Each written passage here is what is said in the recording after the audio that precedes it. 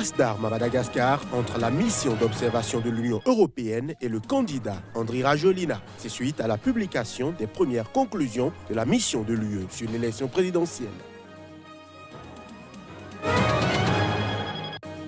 En Afrique du Sud, le ministre de l'Intérieur, Malusi Gigaba, accusé d'avoir menti sous serment, mais aussi au cœur d'un scandale à la sextape, a démissionné de ses fonctions. L'annonce a été faite mardi par la présidence sud-africaine.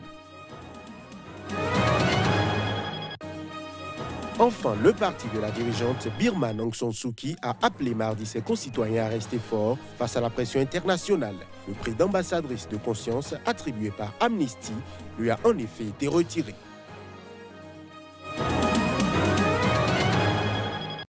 Voilà pour le sommaire de ce nouveau journal sur Sika. Bienvenue, bonjour. À Madagascar, vendredi dernier, la mission d'observation électorale de l'Union européenne a publié ses premières conclusions sur l'observation de l'élection présidentielle.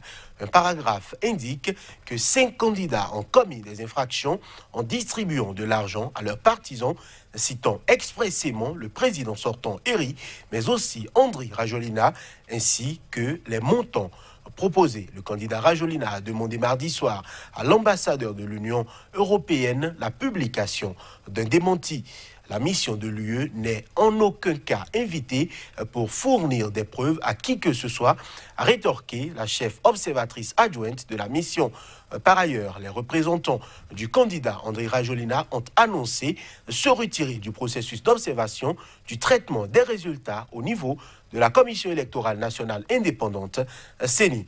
Les tendances provisoires après dépouillement de 63% des bureaux de vote donnaient mardi soir Andry Rajoelina en tête, suivi de Marc Ravalomanana avec respectivement 39% et 37% des voix. En Tanzanie, l'armée va acheter toute la production nationale de noix de cajou de la saison en cours. Le président John Magufuli en a donné l'ordre, une décision qui fait suite au refus des négociants privés de rémunérer les agriculteurs au prix fixé par le gouvernement. Le président Magufuli a ordonné à l'armée d'acheter la production à un prix de 3 300 shillings tanzaniens, soit 1,28 € le kilo, bien supérieur à celui qui était prêt à payer les négociants. Ces derniers sont accusés d'offrir un prix insuffisamment rémunérateur aux producteurs.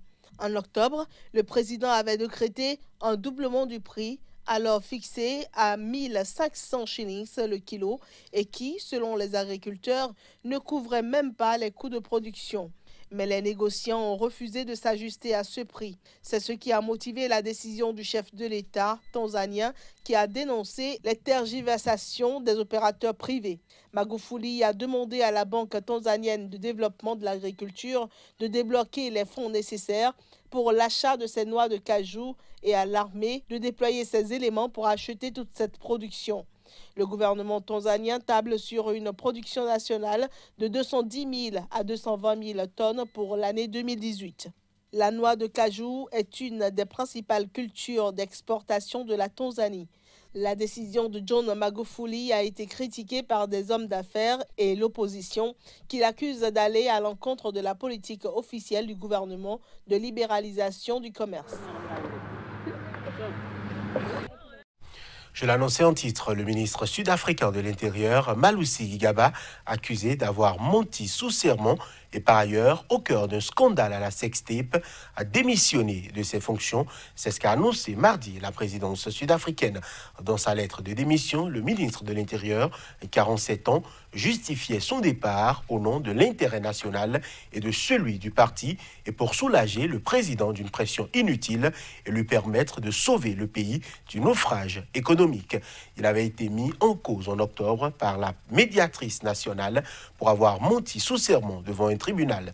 Ancien responsable des jeunes de l'ANC, Malusi Gigaba avait reconnu fin octobre qu'il avait été en 2017 la cible de tentatives d'extorsion après le vol d'une vidéo à caractère sexuel le concernant à la suite du piratage de son téléphone. Il avait exclu début novembre de démissionner, assurant avoir signalé l'affaire aux forces de l'ordre et aux services de renseignement.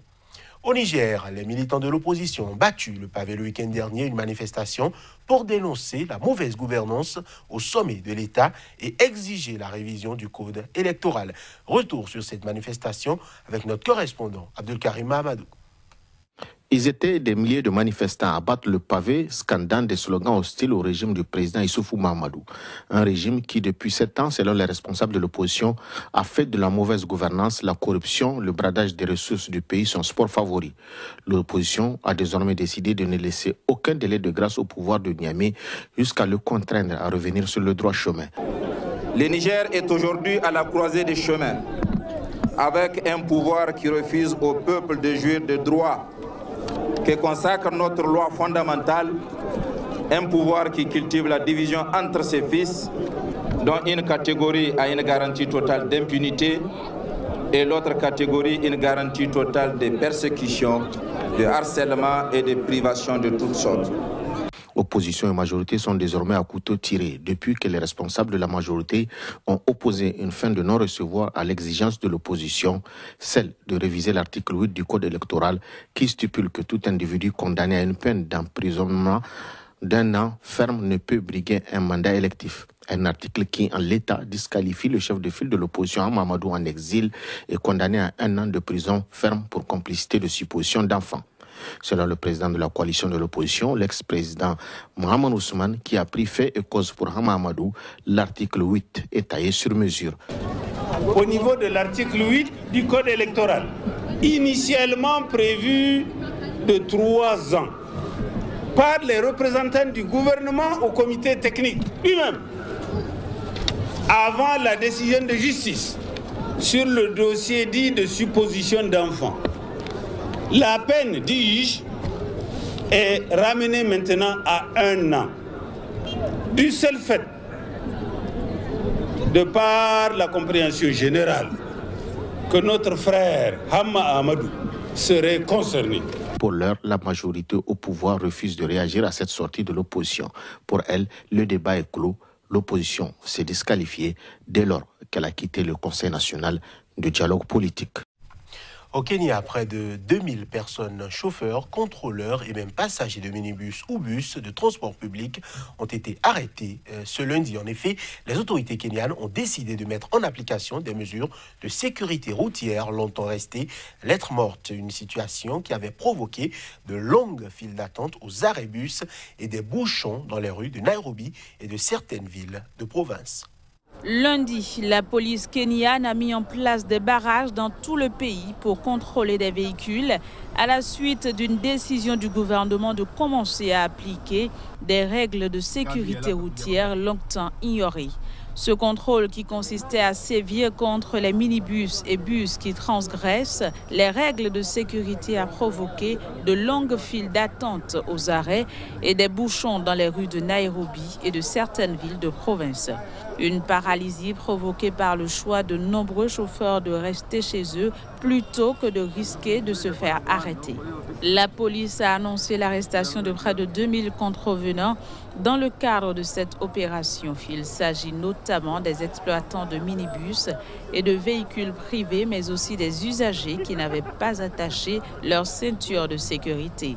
Ces règles de sécurité ramenées au devant de la scène datent de 2004, mais les précédentes tentatives de les faire appliquer ont échoué face à la corruption et au manque de volonté politique. Mais le gouvernement semble cette fois-ci bien décidé à maintenir la pression malgré les perturbations causées. Le règlement impose notamment aux véhicules d'être correctement assurés, d'avoir des ceintures de sécurité pour chaque passager et aux chauffeurs d'avoir un permis de conduire, de ne pas avoir bu d'alcool et de respecter les panneaux de signalisation. La première ministre britannique Theresa May faisait face mardi à ses ministres très divisés sur le Brexit, l'hypothèse d'une absence d'accord avec Bruxelles qui continue de planer sur les négociations qui ont atteint leur dernière ligne droite. Les images. Juste avant la réunion du cabinet, le numéro 2 du gouvernement britannique a affirmé qu'un accord était proche. Car d'après lui, obtenir un accord d'ici à mercredi est toujours possible, mais pas du tout certain. La veille, Theresa May, avait affirmé que les discussions étaient dans la phase de dénouement lors d'un dîner avec des responsables de la place financière londonienne. Selon une source gouvernementale britannique, les discussions doivent aboutir d'ici à mercredi pour qu'un sommet puisse encore se tenir en novembre sur l'accord final de divorce. Le calendrier initial prévoyait que les discussions se terminent avant le sommet européen de la mi-octobre. Le temps presse pour l'Union européenne comme pour le Royaume-Uni, qui doivent faire ratifier l'éventuel accord par leurs parlements respectifs avant la date de la sortie britannique le 29 mars 2019. La dirigeante conservatrice doit obtenir à la fois le soutien de ses ministres et un vote favorable au Parlement, ce qui est loin d'être gagné car les députés de son parti sont plus que divisés sur la ligne à suivre, tandis que son allié nord-irlandais, DUP, a menacé de voter contre un accord qui ne le satisferait pas. Le principal point d'achoppement reste l'absence de solution pour éviter le retour d'une frontière physique entre l'Irlande et l'Irlande du Nord. Le parti de la dirigeante birmane Aung San Suu Kyi a appelé mardi ses concitoyens à rester forts face à la pression internationale. Le prix d'ambassadrice de conscience attribué par Amnesty International à l'ancienne icône de la démocratie lui a en effet été retiré. Le porte-parole du parti de Aung San Suu Kyi, la Ligue nationale pour la démocratie, est monté au créneau mardi. Ces retraits de prix portent atteinte non seulement à la dignité d'Aung San Suu Kyi, mais aussi aux membres du parti et à tous ceux qui ont participé à la révolte démocratique contre la junte au pouvoir en Birmanie depuis des décennies. Le parti dénonce un complot entre organisations pro-Rohingya pour tenter de faire pression sur la Birmanie. Le gouvernement n'a cependant pas officiellement réagi ce mardi. Et Aung San Suu Kyi est restée muette sur le sujet lors d'un sommet régional à Singapour. Par le passé, elle avait évoqué dans la prouesse internationale à propos de la crise des Rohingyas un iceberg de désinformation. Estimant qu'elle avait trahi les valeurs qu'elle défendait autrefois, Amnesty International lui a retiré lundi le prix que l'ONG lui avait attribué en 2009, à l'époque où elle était encore une dissidente admirée pour avoir tenu des années en résidence surveillée. Amnesty International entend ainsi dénoncer les multiples violations des droits de l'homme observées depuis l'arrivée de Aung San Suu Kyi à la tête du gouvernement birman en 2016 et notamment la crise qualifiée par l'ONU de génocide ayant poussé plus de 720 000 musulmans rohingyas à fuir depuis 2017 les exactions commises par des militaires birmans et des milices bouddhistes. Restons en Birmanie où le processus de rapatriement vers la Birmanie se poursuit. Les Rohingyas qui fuient les camps de réfugiés du Bangladesh où devrait débuter cette semaine cette opération retour pour lesquelles les conditions ne sont pas réunies d'après l'ONU. Plus de précisions à travers ces images. Le Bangladesh accueille sur son sol près d'1 million de membres de cette minorité musulmane persécutée en Birmanie voisine, victime l'année dernière de ce qu'une enquête des Nations Unies a qualifié de génocide. Après de multiples retards, le gouvernement bangladais a promis de débuter jeudi le retour de réfugiés vers la nation à majorité bouddhiste à partir d'une liste approuvée par la Birmanie. Mais la perspective d'un retour a semé la panique dans les camps de fortune. Des familles prévues pour être parmi les premières à partir ont ainsi quitté leur domicile, enregistré pour éviter d'être emmenés. L'accord entre les deux pays prévoit un premier rapatriement de 2260 Rohingyas à partir du 15 novembre à un rythme de 150 personnes par jour. Minorité paria en Birmanie, les Rohingyas y sont considérés comme des immigrants illégaux, bien que certains y résident depuis des générations. Nombre de réfugiés refusent de retourner dans ce pays, que plus de 720 000 d'entre eux ont fui en 2017, tant que leurs droits ne sont pas garantis. Ils demandent à être reconnus comme des citoyens birmans à part entière.